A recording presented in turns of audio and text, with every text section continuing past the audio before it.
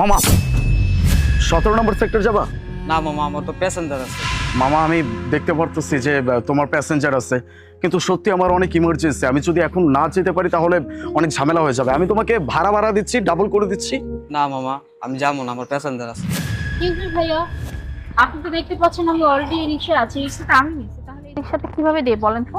Madam দেখুন, আমি বুঝতে পারতেছি যে আপনারা হয়তো কোনো সমস্যা, কিন্তু আমার ব্যাপারটা অনেক আর্জেন্ট। আমি যদি এখন না যেতে পারি তাহলে অনেক বড় ক্ষতি হয়ে যাবে। আশেপাশে কোনো রিক্সাও দেখতে পাচ্ছি না। প্লিজ আমাকে একটু হেল্প করেন। ভাইয়া, আমার ইমার্জেন্সি, আমি একটা ইন্টারভিউতে যাচ্ছি, আর ওখানে যদি আমি অন টাইমে না পৌঁছতে পারি তাহলে আমার অনেক বড় প্রবলেম হয়ে যাবে, আর আমি এই মুহূর্তে আপনাকে রিক্সাটা দিতে পারবো না, সরি। ম্যাম দেখুন, আমার সত্যি অনেক বড় ক্ষতি হয়ে যাবে। আপনি প্লিজ অন্য একটা রিক্সা ধরে নেন। আমি এত ইমার্জেন্সি না হলে আপনাকে বলতাম না, প্লিজ। আচ্ছা ঠিক আছে ভাইয়া, আপনি রিক্সাটা করে চলে যান, আমি অন্য রিক্সা নিয়ে নেব। Thank you very much. মামা চলো। ম্যাম থ্যাংক ইউ, চলো।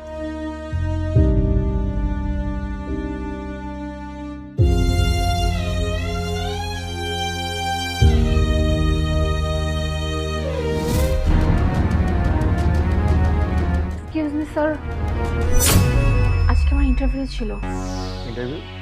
ইন্টারভিউয়ের সময় কখন ছিল? 10টা। 10টা।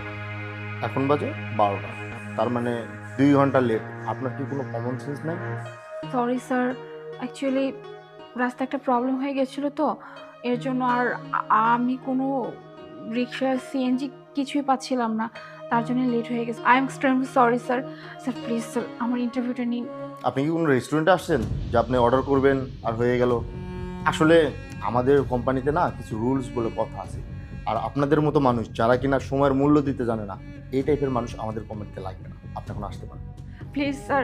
প্লিজ আপনি এখন আসতে পারেন।